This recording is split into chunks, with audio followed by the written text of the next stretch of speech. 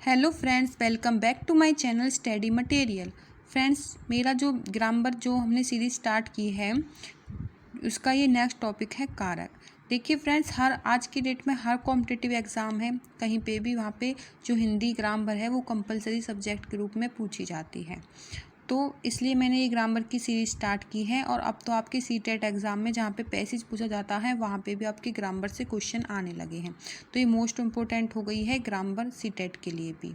तो अन्य एचटेट जैसे एचटेट का एग्ज़ाम पे वहाँ पे तो 15 क्वेश्चंस तो आपके उसके ग्रामर के आते ही हैं, जो आप पे पीआरटी लेवल हो, टीजी2 या पीजी2 कोई भी लेवल हो, और उसके अलावा आपके सब्जेक्ट में भी ग्रामर के क्वेश्चन आते हैं। तो उन सब के लिए आपका कारक इम्पोर्टेंट है। तो देखिए, शुरुआत करते हैं कारक से।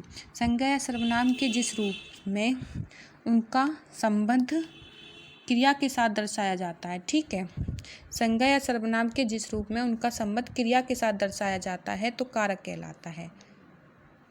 ठीक है, हिंदी में कारक जो होते हैं 8 होते हैं, संस्कृत में कारक 6 होते हैं। क्वेश्चन इस तरह से पूछ लिया जाता है कि हिंदी में कारक कितने होते हैं, तो आपको याद रखना है 8 कारक होते हैं। संस्कृत में कितने होते हैं? 6 होते हैं। इस तरह से कारक के कुछ भेद हैं, इनसे जिनसे हम कारक की पहचान करते हैं, जैसे कर्ता ने, कर्म को, करण से, संप्रदान के लिए, अपादान से अलग, सम्मत का, की, के, से, री, रे, अधिकरण में, पर, संबोधन है और अरे। इस तरह से कर्ता कारक बोध ने, मोहन, जैसे कि एग्जाम्पल होगा कर्ता कारक का।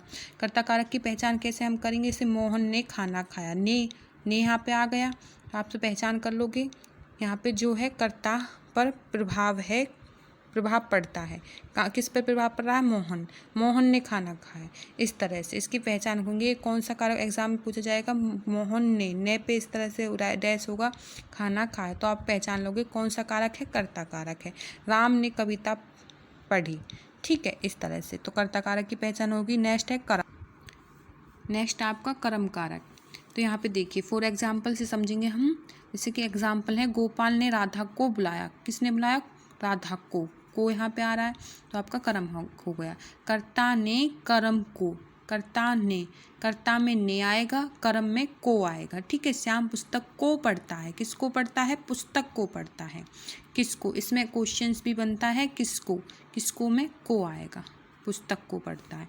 इस तरह से राम ने रावण को मारा। किसको मारा? रावण ने किसको मारा, ठीक है, राम ने किसको मारा? रावण को मारा। इस तरह से को आ जाएगा। नेक्स्ट है करण कारक। करण कारक की पहचान होगी जिसमें क्रिया हो, करण कारक होगा, ठीक है, लोप चिन्ह से या फिर द्वारा होगा। कर्ता ने कर्म को करण से या फिर उसके द्वारा, इस तरह से करण की पहचान की जाती है। कारक जैसे कलम से पत्र लिखा गया। किससे पत्र लिखा गया? कलम से, तो आप पहचान कर लोगे कौन सा कारक है? करण कारक। ये मोस्ट इंपोर्टेंट है जो कारक एग्जाम में पूछे जाते हैं। जैसे राम ने रावण को तीर से मारा। किससे मारा? तीर से मारा, ठीक है, किसने मारा? रावण को। इस तरह से यहाँ पे को, से, के द्वारा, इस तरह से।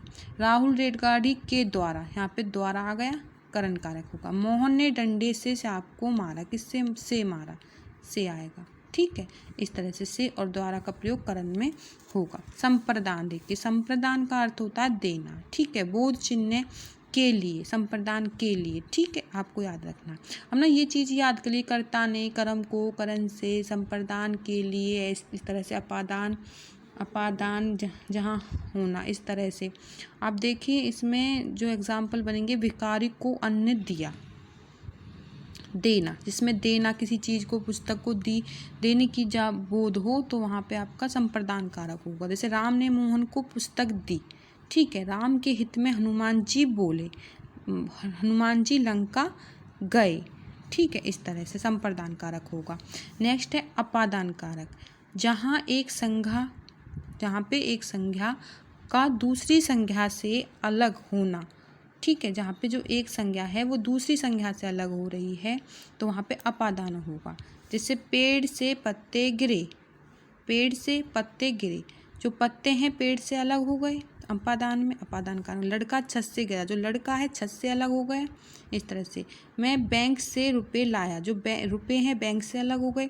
इस तरह से अपादान कारक होगा। जहाँ एक संज्ञा दूसरी संज्ञा से अलग हो वहाँ पे अपादान कारक होता है, ठीक है। नेक्स्ट हम नेक्स्ट है संबंध कारक। संबंध कारक में क्या है? संबंध कारक जहाँ एक संज्ञा व सर्वनाम किसी दूसरी व्यक्ति या वस्तु के साथ, ठीक है, दूसरे व्यक्ति या वस्तु के साथ संबंध दर्शाया गया हो। देखो संबंध कारक में कहाँ है? जहाँ एक संज्ञा या सर्वनाम के साथ एक, जैसे कि एक व्यक्ति का दूसरे व्यक्ति या वस्तु के साथ संबंध दर्शाया गया हो, तो वहाँ संबंध कारक होगा। संबंध से ही समझ में आ रहा है संबंध कारक का क्या होगा। इसका बोध होता है का, की, रा, री, ना, नी, ने, ठीक है। जैसे राम का भाई मेरे साथ है, संबंध भी आ रहा है इसमें, का भी आ रहा है, राम का भाई, ठीक है, राम का भाई, इस तरह से इनका संबंध दर्शाया गया है। यहाँ पे यह मेरा घर है, मेरा घर है, मेरे संबंध मेरे घर से है, ये है, ठीक है। तुम्हारी पुस्तक मेरे पास है, यहाँ पे संबंध बताया गया है, मेरे पास, पुस्तक, तुम्हारी के साथ संबंध। इस तरह से आपको इसकी पहचान करनी है संबंध कारक की।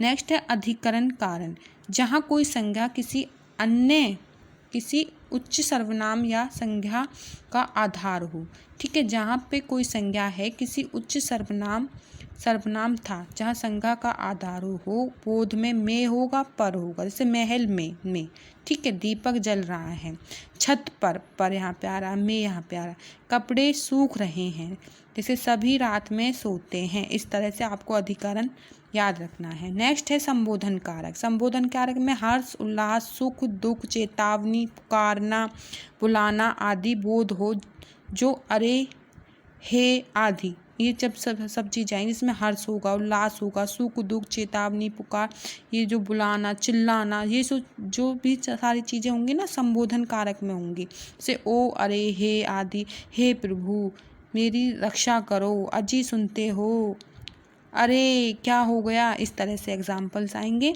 संबोधन कारक में। तो थैंक यू फ्रेंड्स, अगर आपको मेरा वीडियो पसंद आए तो मेरे चैनल को सब्सक्राइब कर लें। इस चैनल के माध्यम से मैं आपके जो आने वाले एग्ज़ाम हैं, टीचिंग के एग्ज़ाम या फिर कोई अन्य कॉम्पिटिटिव एग्ज़ाम जिसमें कॉमन सब्जेक्ट पूछे जा रहे हैं, इन सबकी मैं प्रिपरेशन कराऊंगी। Thank you.